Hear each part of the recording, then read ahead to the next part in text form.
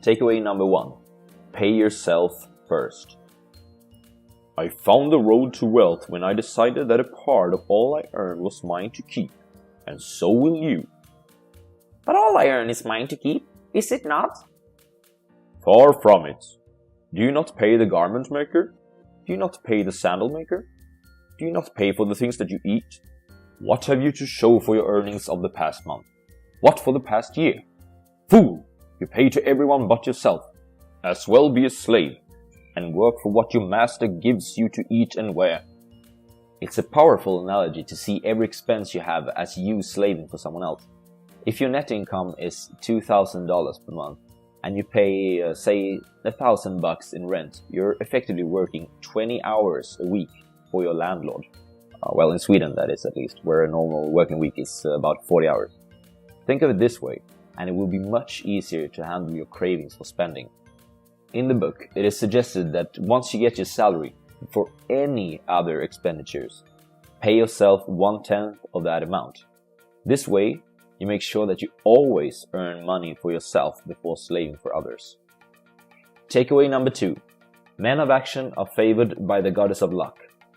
Most people, when seeing other successful persons, such as ABBA, Zlatan Ibrahimovic, or Carl XVI Gustav, attribute it all to luck. They come up with all kinds of excuses for why they are not in the same position as these aforementioned people, such as, well, they have talent. They met the right people at the right time. Or, they were born into it. While this might be the case for some successful people, it's certainly not for the large majority of them. What does bring them all together, though, is that they have been taking action. Picture this. A procrastinator and a doer is faced with opportunities. Let's say, for simplicity, that they are faced with the same amount of opportunities. The chance of succeeding when taking an opportunity can only be manipulated by a small degree.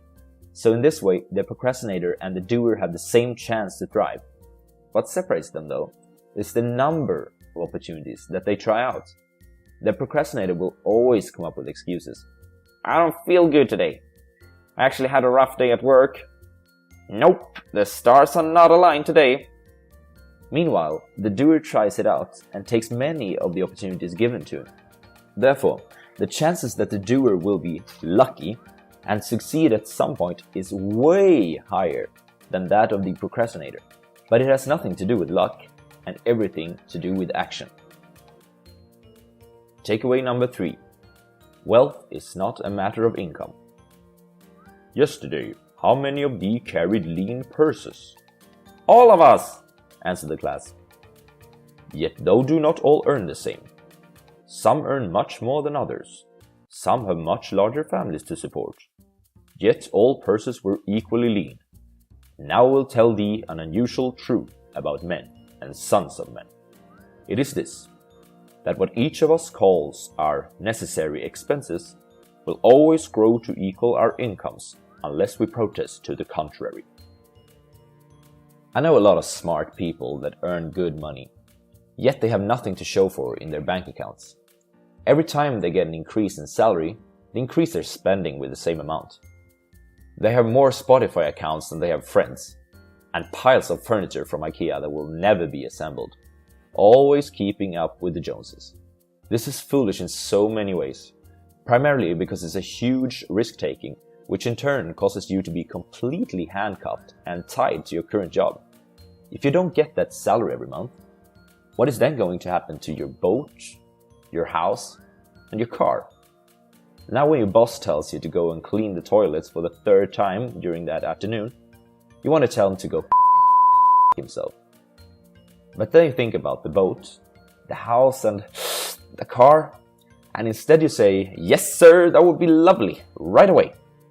No matter who you are, or what your degree is, everyone must obey under the law of income minus expenditures equals savings. No matter if you are an engineer, a McDonald's crew member, or Floyd Mayweather. Takeaway number 4. Act when the time is right. If you have done a thorough analysis and asked your friends and family about possible shortcomings in your research, don't be afraid to act on it. Great opportunities are rare and should never be missed out on.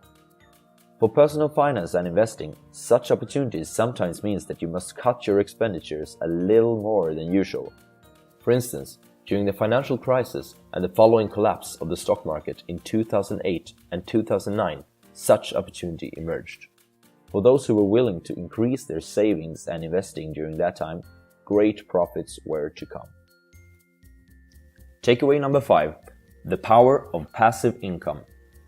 Once you start to obey under rule number 1, pay yourself first, you will accumulate a lot of cash over time. While this will feel good all on its own, there's something even better to come. As soon as possible, you should start to put your hard-earned money to work. The good thing about money is that, unlike yourself, it never has to rest. Your money will work for you while you go to class, while you hang out at the gym, and even while you're sleeping. It's modern-day slavery, and best of all, it's 100% legal. This is what people like to refer to as passive income. If you decide to keep your slaves, they will breed. And even the kids will breed eventually. This will cause your money to grow exponentially. The good thing about exponentials is that they multiply over time, and earning money becomes easier and easier and easier and easier. To sum it all up, takeaway number 1 is to pay yourself first. Takeaway number 2 is that men of action are more likely to be lucky in the long run. Number 3 is that wealth is a function where expenses is the most important factor, not income. The 4th advice from the book is to take action when the time is right, and takeaway number 5 is the power of passive and exponential income.